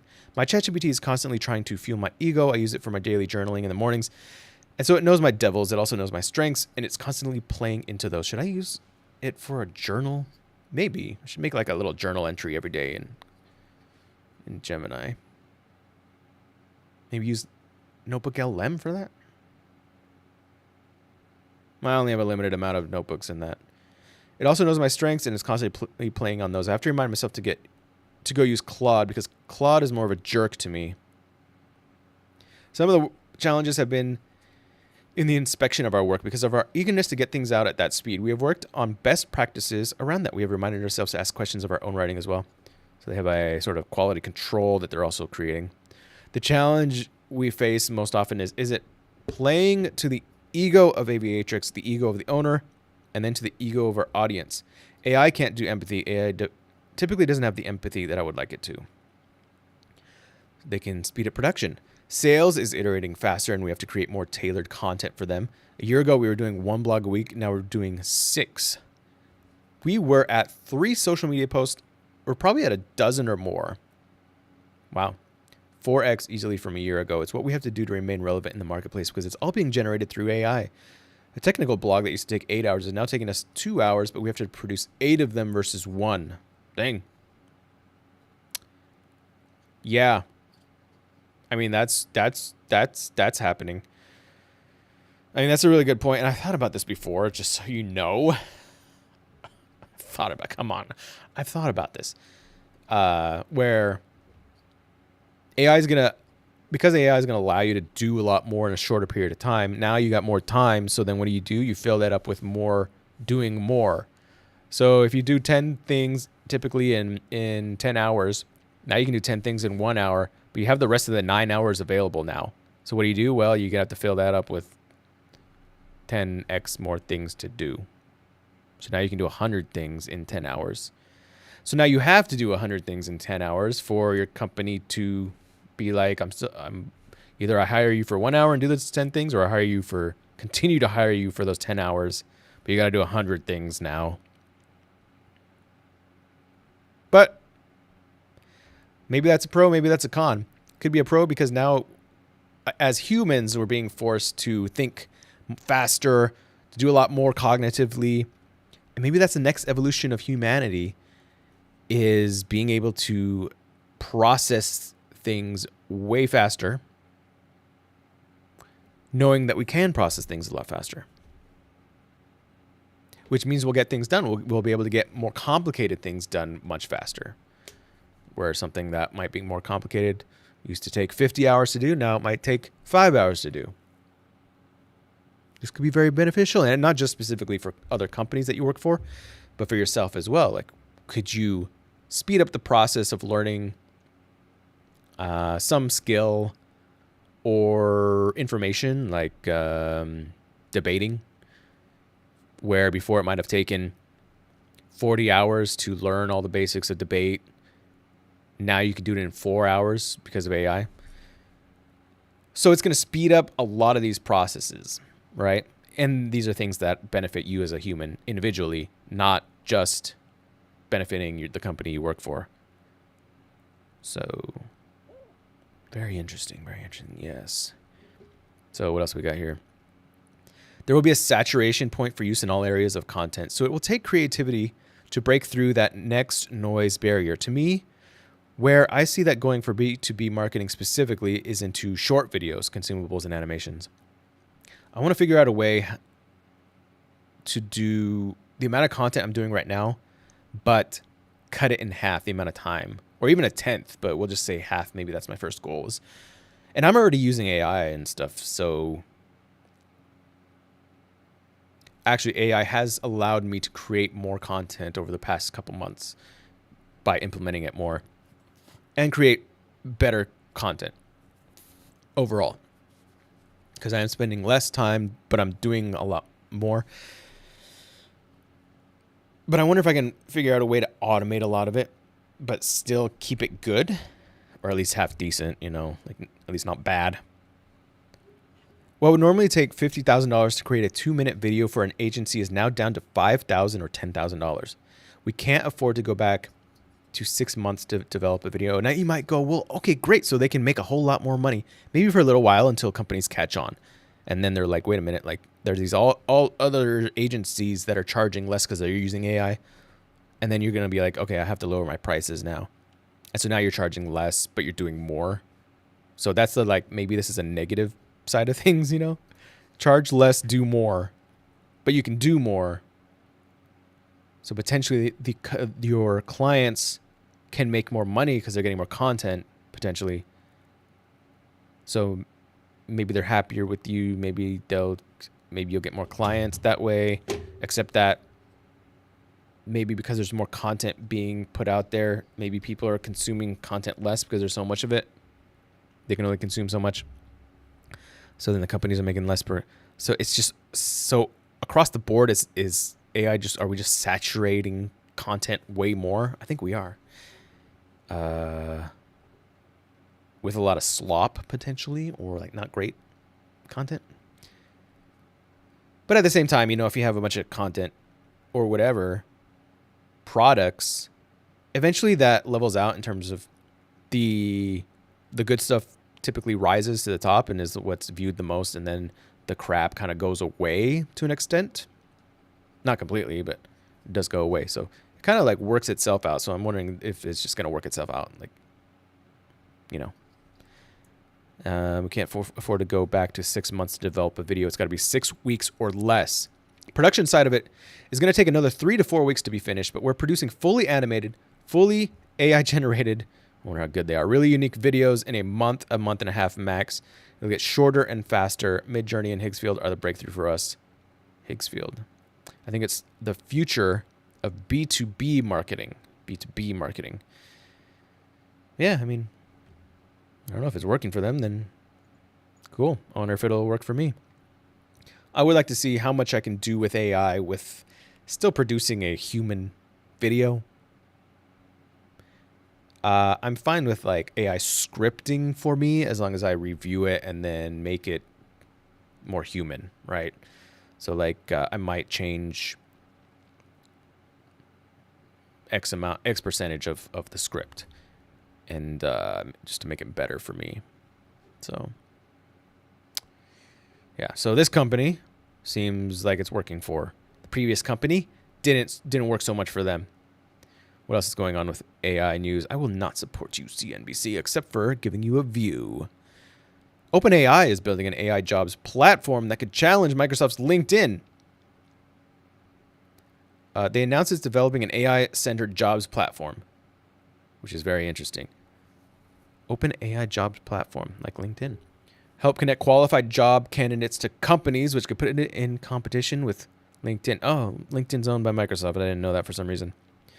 OpenAI and Microsoft have an uneasy partnership. Microsoft formally labeling the AI startup as a competitor in search and news advertising in its annual filing report. But Microsoft is OpenAI's biggest investor. They poured $13 billion into the company. A competitor, but they're investing in it. I guess that happens sometimes. At least one time. The jobs platform won't be just a way for big companies to attract more talent. It'll have a track dedicated to helping local businesses compete and local governments find the AI talent they need to better serve their constituents. So a little bit of, well, yeah, local. I was going to say like a Yelp. Indeed's also local, I guess. She didn't elaborate further on the details. OpenAI will introduce a new certification program. This is interesting to me. I like this idea. In connection with its OpenAI Academy, which is to help people learn how to use AI, and they'll get certifications. They're doing it with, what happened to my highlights? They're doing it with Walmart, I believe. Or was it? OpenAI already working with Walmart, and they will have plans to certify 10 million Americans by 2030 with their AI certification. So I'm very curious to see their LinkedIn competitor website. And I'll have to check out the certification. I'm sure I know a lot of the AI stuff, the basics. Like, here's how to use a chat, AI chat. But the certification also has a little bit more advanced stuff that they say, which is where? Probably up here somewhere. Technology teaches workers how to use AI. Put in competition with LinkedIn's learning platform. I didn't know they had a learning platform. In other news, expanding economic opportunity with AI. What is this? Oh, so this is directly on OpenAI's website. And I think this talks about more of that, right? Yeah. AI will unlock more opportunities for more people than any technology in history. I agree with a lot of this. It will help companies operate more efficiently, give anyone the power to turn their ideas into income and create jobs that don't exist today. I'm of the belief that technologies that you may think, hey, this is going to replace all of our jobs, take all of our jobs, and everybody's going to go out of, they're not going to have any jobs. This has happened multiple times over the course of history where different technologies come out and people think that. And what has typically happened is that, yes, jobs go away, but more jobs replace it than jobs were lost. It's just people just have to learn the new technologies and the new industries. And so I'm thinking this is AI will dramatically change how work is done, how jobs are done, pretty dramatically.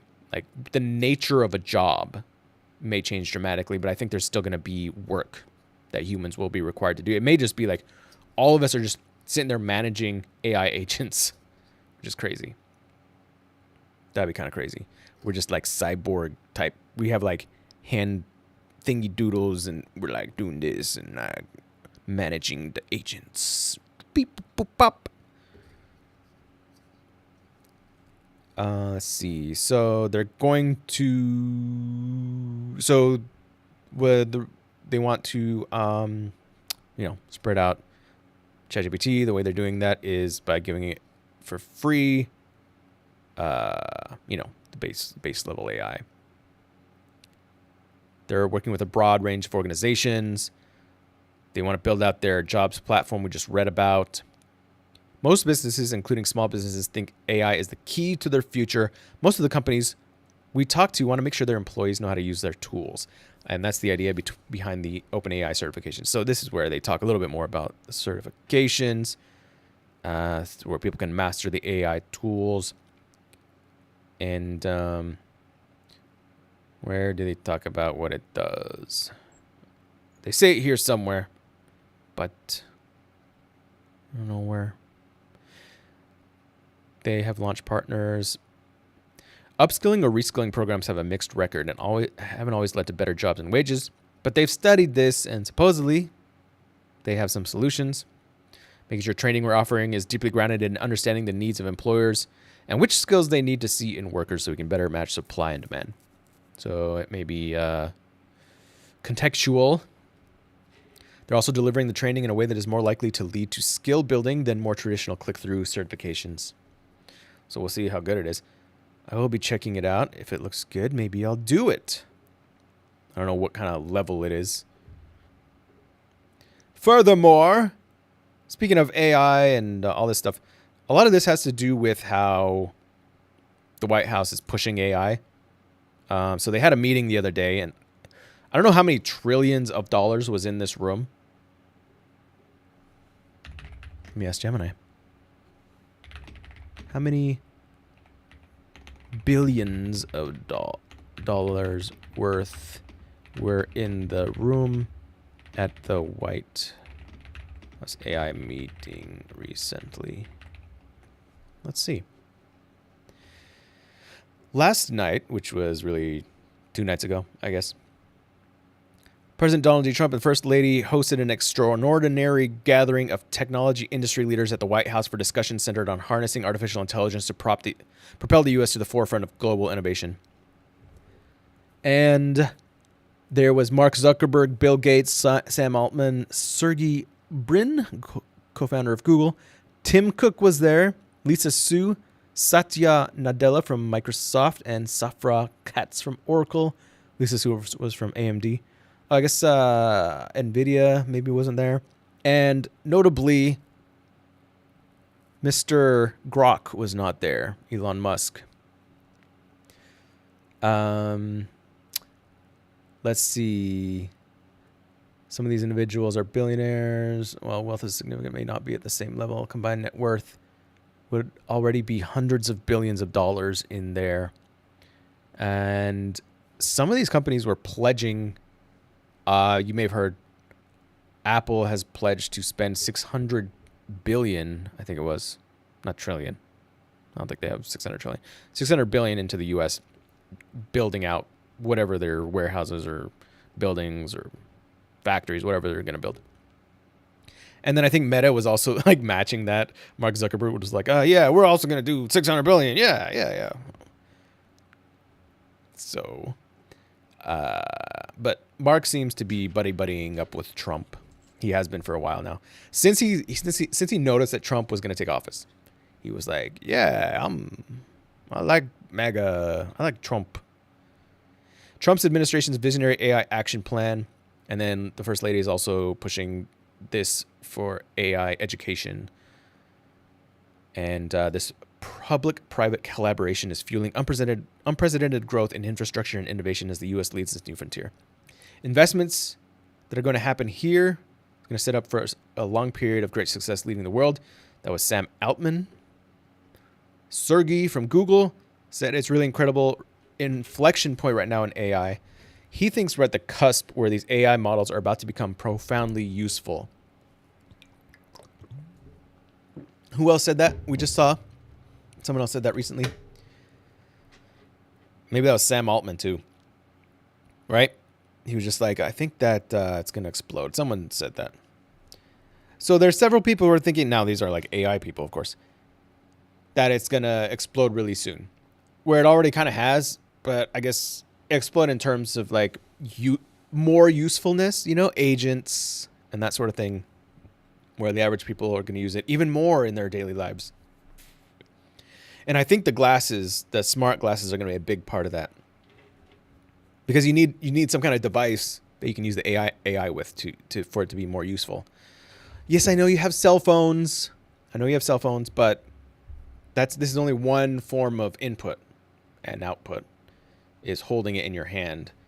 But if you could have like glasses, that's another form, and it's even potentially for certain things more useful or more helpful, because then you have visuals. You don't have to hold a cell phone. You can interact with the world better when you have something just on your face. Things like that. So, OpenAI President Greg Brockman. Okay, so Greg is the OpenAI president. Most massive infrastructure building in history. Which is what the White House is doing. I think that's what they're saying. Safra Katz from Oracle said AI is going to change everything. Tim Cook said they're going to be investing $600 billion into the United States and have some key advanced manufacturing here in the States. Satya Nadella from Microsoft said the market access that you have been championing for us all around the world is one of the things that she thinks had made this industry unique. Sundar Pichai, I think that's his name, from Google. The AI moment is one of the most transformative moments any of us have ever seen or will see in our lifetimes. I tend to mostly agree with all these people, but you have to kind of take it with a pinch of salt because they are all owning AI companies and they obviously want them to become successful. So just imagine, crypto people saying this. Having said that, crypto has really increased in value over the years. So there is some truth to that. CEO Lisa Su says there's a lot of work being done to support the semiconductor industry. It's from AMD. Mr. Mark Zuckerberg also is like, oh yeah, Meta, we are also going to invest $600 billion throughout 2028 in the U.S. Yeah, why we're not going to let just Tim Cook invest. We're going to do the same exact thing. I think it's kind of funny. Yeah, we're going to also do $600 billion, the same exact number. They can't let Tim Cook lead Meta, Meta has to also. He's like the like your younger brother or younger sister that's copying you so that they can seem cool as well. Anyway, I wonder how Meta's doing financially. Like, are they making money on Facebook? I'm just confused. I guess maybe there's still a lot of people using Facebook ads. I'm just not in that world. I'm on YouTube and the, to me, relevant social medias. I don't know, man. I'll have to look into that. I'm like, how's Facebook doing right now? Are they not losing people? I don't know. Yeah. So that's what happened at the White House. And as you can see, the whole point of that was that the government is pushing AI, the United States government, which makes sense if this is a technology that's here to stay. Obviously, we want to be top of the forefront of it, right, compared to the rest of the world. And we already are. All these companies are in the U.S., right? Maybe, I don't know if AMD is. It might be an American company, not sure. A lot of them. All of like Meta, Google. Yeah, all these companies that OpenAI, probably, I would assume. So we already are at the forefront of it.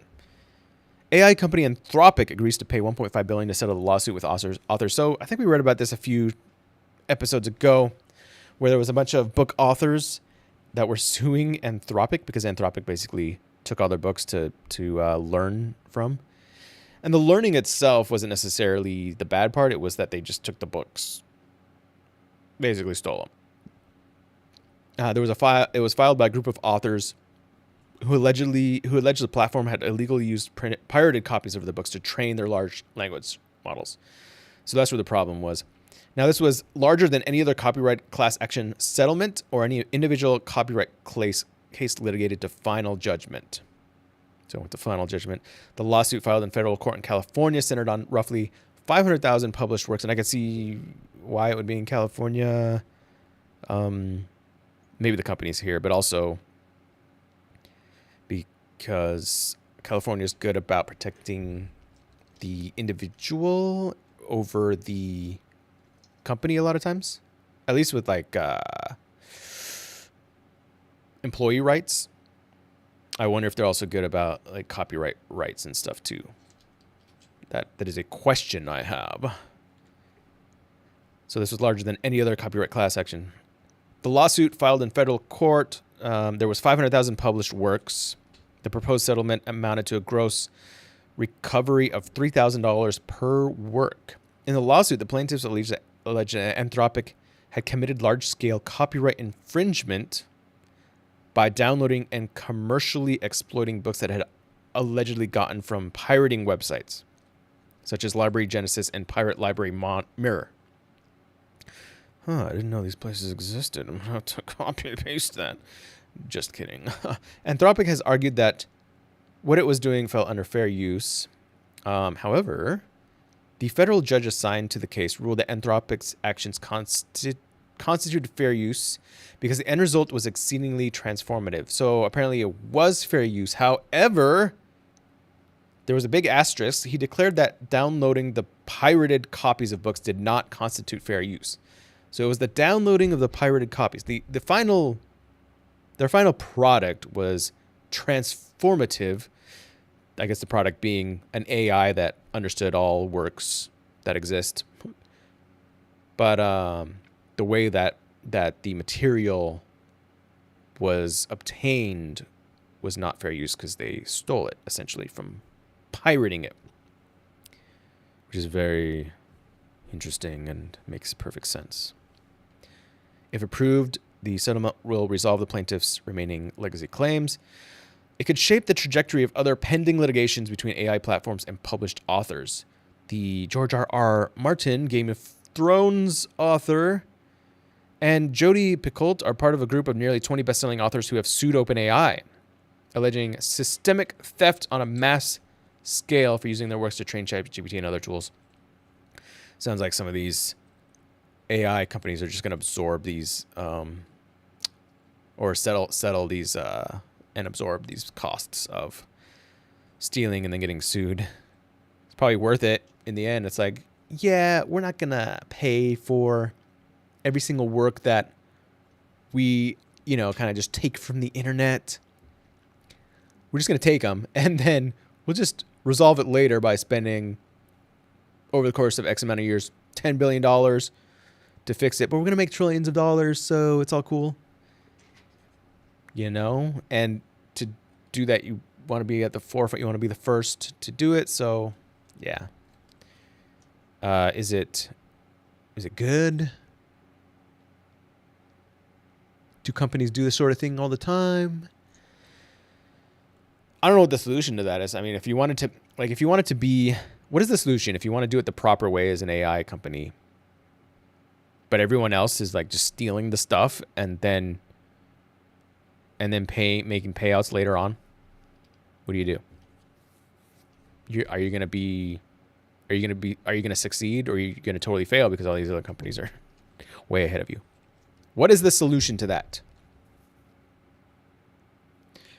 So this will be Anthropic agreed to make 4 payments into a settlement fund, starting with a $300 million payout due within 5 business days.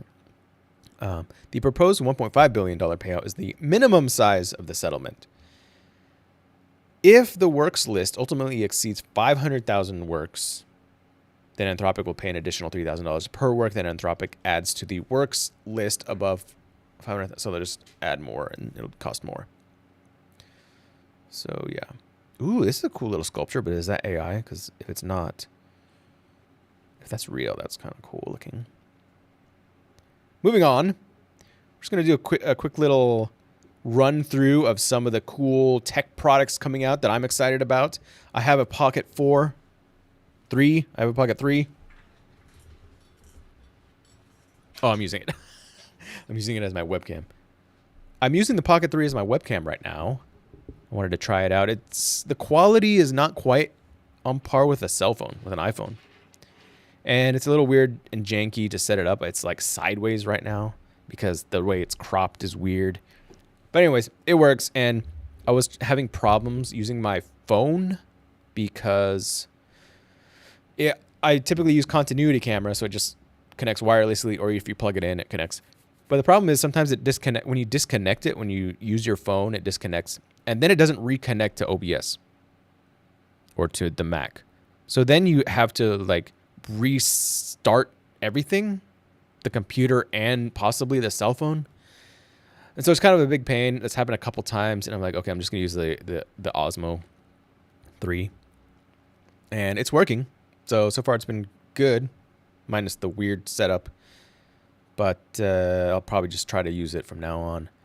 But the 4 may be coming out soon. This is the 3. It's just showing the 3. I guess there are some leaked photos on, I think it was X. And so they gave it a high score. There was a Pocket 4 prototype. There was a picture. Did I show it? I don't know if I showed it. Here's a prototype. You can see two. Now this is people are commenting, "Oh, this is AI." But what I think really happened is this is the original, and they took this image and tried to enhance it by AI, and then it turned into an AI-looking image. You can see the weird AI artifacting with the letters and stuff. So I think they just try to enhance the image here. So here's the non-edited, according to Igor Bongadov. And you can see that there are two cameras here. My guess is one is going to be telescopic and one's going to be either normal or wide or whatever. Which is pretty cool because, and here's another picture, I think. Because then you get more zoom options, because with the normal one, you can zoom in, but it just crops. And then it has a wide lens that you attach onto it, but it only goes from, it only widens it slightly, like barely anything. You can almost not even tell.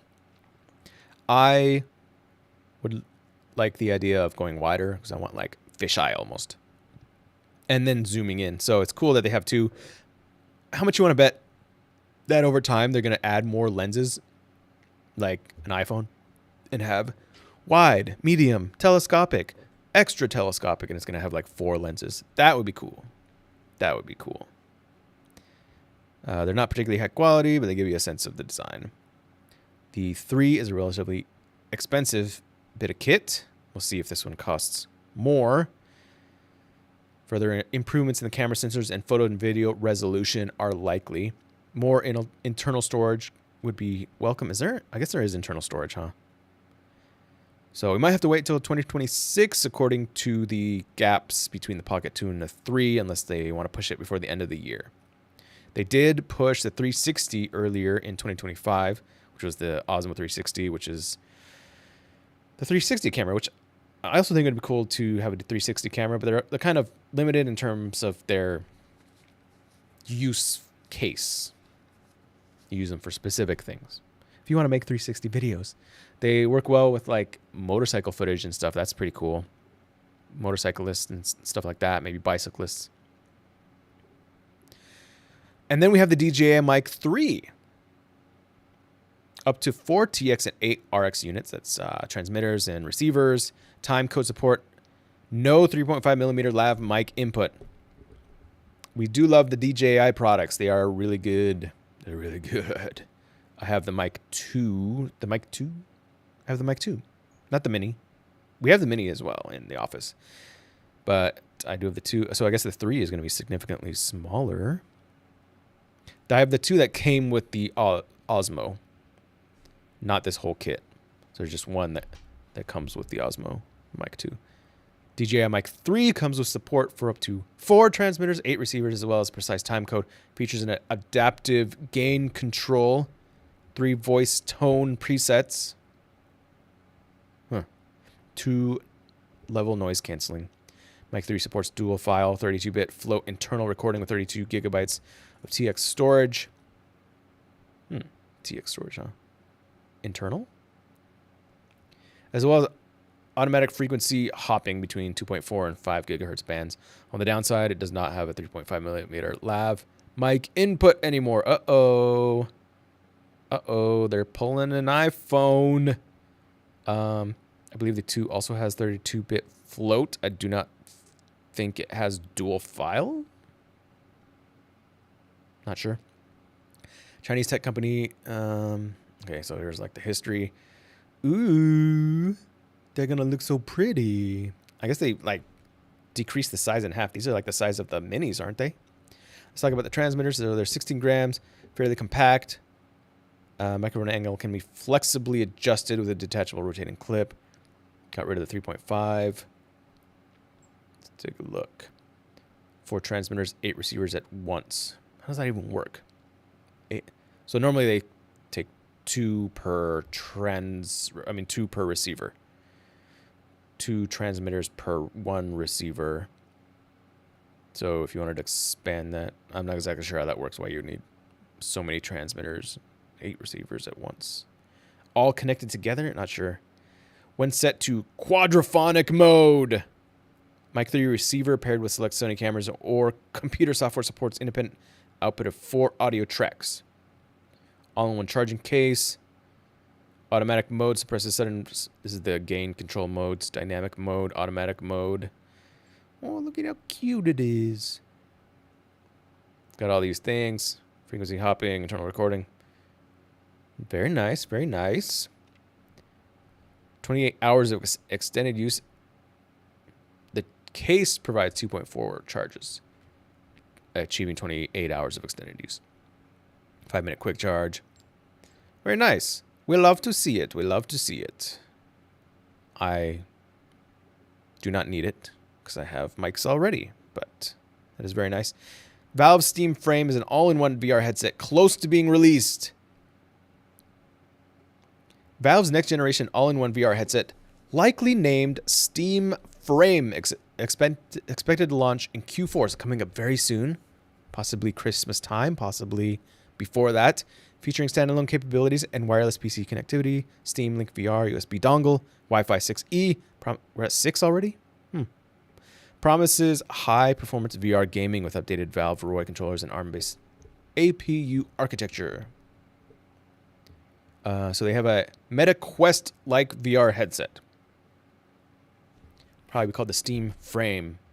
Coming up soon. There's a trademark. There's been a renaming of Steam VR overlays to frames. And finalized drivers for the Steam Link VR USB dongle, which all point to the hardware being ready for launch. And we have controllers, and they're no longer being marked as prototypes in drivers. With the new controllers already in Steam VR, we can see renders of the left-hand controller created in Blender below. Looks like a Quest controller, kind of, basically. So that'll be cool. And this guy's like, everything about this article is completely devoid of facts, 100% speculation. All right, maybe it's speculation. But we'll see. Maybe there's going to be another VR headset coming out soon. That would be kind of cool. Speaking of headsets, Apple Vision Air rumored for 2027. Ooh, 2027. So another 2 years. Reportedly, year and a half. Whatever. Reportedly 40% lighter, 50% cheaper than the Vision Pro. Very nice. Ostensibly. Great. Another word I have to look up. Leaked from supply source chain sources. It estimates 40% lighter, 50% cheaper. Weighs in at about 600 grams. Price. Oh, the Vision Pro. And it's priced at $3,500. So, kind of cool. We'll see how that goes. We'll see if it's more popular. Obviously, if it's going to be cheaper, I would imagine it being more popular. They really need to make smart glasses. Apple does. And finally, YouTube star MrBeast reportedly wants to make a phone company, but half of his core demographics doesn't pay for their own phone bills. So basically, he's going to make a sort of Mint Mobile, which is what I have. I realized after paying off my cell phone, or was close to it, that I could just finish paying it off, and then I could just buy a really cheap service. Now, I get kind of crappy service with it, but at the same time, where I live, I got crappy service with Verizon and T-Mobile anyway. So it's just like a void over there. So I'm like, whatever, it doesn't matter then. So I just got Mint Mobile, which... Should I put my... if you want to order Mint Mobile, should I put my link there so I can make some money off of it? Anyway, just because it's super, super cheap, and by that I mean like $15 a month. So before, with like Verizon and my cell phone, I was paying $125, whatever it was, something like that. $130, I don't know. Now I'm paying $15 a month. And I paid for like a year or half a year up front. So it was like, I don't know what it was, $75 or something, $50. I don't even know what it was. For like 6 months. Which is fantastic. Which is awesome. Fantastic. And you get unlimited whatever, you know. And Mint Mobile is Ryan Reynolds. And so I guess he's a billionaire now or whatever. So MrBeast is doing the same thing. He's like, interesting. I must go down this route. And what it is they use T-Mobile service and Verizon service, and they just package it into new branding, basically. So they just pay T-Mobile for the service and so on. Ryan Reynolds sold his Mint Mobile to T-Mobile. So he sold it to T-Mobile. Wow, interesting. For $1.35 billion. Damn. Ryan Reynolds, smart. And yeah, they rent network capacity from carriers like T-Mobile or Verizon, but then they brand it. So MrBeast is going to have a branded service. And President Trump also has his own Trump Mobile, offering the 47 plan, 47.45 monthly. Seems kind of pricey for this kind of service, because what was it? Yeah, Mint Mobile is very cheap. There's a couple other ones out there too. There's like I forgot. They're all pretty cheap. I used Fios for a little while. Google Fios, right? That was like $35 a month, and I was like, yes, this is sweet, it's super cheap. And then I found Mint, and I was like, damn, $15. The MVNO market itself is booming, with global revenues expected to reach $142 billion. That's this type of service. MrBeast faces a unique challenge, though. His audience demographics don't align well with phone buying habits. So in other words, they're young, and therefore they don't have the money, but they don't typically run their own cell phone services. It's their parents. So his viewership is 11 to 24. Strongest concentration among middle schoolers through early university students. Recent surveys reveal that among Gen Z adults aged 18 to 24, his prime demographic, only about 27 to 32% pay for their own bills. And the rest is going to be parents and guardians. Even amongst the broader 18 to 35 group, 32% still have their phone bills covered by family. For teens under 18, which make up a significant portion of MrBeast's audience, parental payment is nearly universal. Therefore, how is he going to sell to the parents? Well, the easy way to think about this is just that the kids that he's selling to are going to just tell the parents to switch. However, are they going to do that? I mean, if they have a family plan on T-Mobile or whatever it is. But MrBeast's phone venture is part of a broader diversification strategy. This is some stuff I got to check out Beast Industries, man. This guy is like killing it. They're seeking $200 million in funding at a $5 billion valuation. $5 billion valuation. Beast Industries. So MrBeast is a multi-billionaire. He's up there with like Elon and well, Elon has hundreds of billions. But anyways, the point is, he's up there.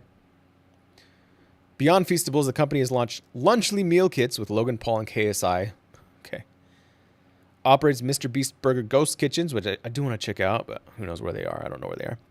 And he's exploring fintech, financial tech, and mobile gaming, according to the leaked pitch deck. So there's a leaked pitch deck. I'm going to have to check that out. If he hurts it, so it's going to require either aging up his audience, which maybe he's just going to market to an older audience. Maybe he's not going to specifically market to his audience. He could market, well, but still, like even if 32% still have their phone bills covered up by a family, 27 to 32 pay for their own phone bills. 27 to 32% of his demographic is still millions of people. So, okay, 100% of his followers are not paying for their own phone bill. Only 30% are. Oh man, 30% of 500 million followers, that's only, 1.5 million, 150 million followers. Oh no, I can only sell to 150 million people. Yeah. So, yeah, I think it could still be successful. Like, this guy didn't really think about that. It's going to require either aging up or convincing parents that a YouTube star's phone service merits switching carriers. So I don't think he has to do that. I think he just has to market to the 150 million followers that can pay for his service. And then he can also do that. Convince parents that a YouTube star's phone service merits switching carriers. And he can also market to not his followers. And then gain a bigger share. Like, why he can market to the people who are buying Mint Mobile currently. You know what I'm saying? We'll see how cheap it is. Maybe I'll try it. Because I have Mint Mobile now. Maybe it'll be cool to get Beast Mobile. That would be cool. Yeah. So, Did this guy respond at all? No. So that sucked. He did not respond to I say balls. So there you have it, my friends. That's the end of today's live stream. Feel free to sign up. Enter to win. There's 57,352 entries. Now, that's just the entries. That's not the amount of people that have entered to win. You can enter to win, but then you can make multiple entries a day. So you can make like hundreds of entries a day, or maybe around 150 or whatever it is. Maybe 200. But there's been a few hundred actual people that have entered and done this multiple times. So you can be one of those few hundreds people. And you have 11 days left. And you can do this every single day so you can get additional entries. And you just do these various tasks. Just click on them. You have to log in so that we can track your email address so that we can know who wins. And then that's it. So enter to win. You could win a Bambu A1 Mini behind me. Right there. A lovely thing. And then you could print one of these guys in about an hour and 20 minutes or however long it took. And you can make a little keychain. You get a bunch of filament with it. And A1s. I'm going to make a few videos with the A1 Mini because it's a cool little printer. Small yet powerful. Packs a punch. You can make a lot of cool stuff. You can start making stuff, selling them, create your own 3D printing designs. Super cool. Very fun. That's about it for today. I don't think there's anything else. So, do I have anything else to promote? No. Mainly just the giveaway. There's links in the video if you want to buy a product. There's a couple products. There's the A1 Mini that you can buy through Matter Hackers. All this is through Matter Hackers. Matter Hackers is basically supplying the giveaway items for me, and then I'm doing a giveaway with them. So they're supplying it, and then you can also go to Matter Hackers to purchase any 3D printing stuff that you may want. Thanks a bunch today for joining me. I'll see you next time. That was not the correct thing. I'll see you next time. See you next time.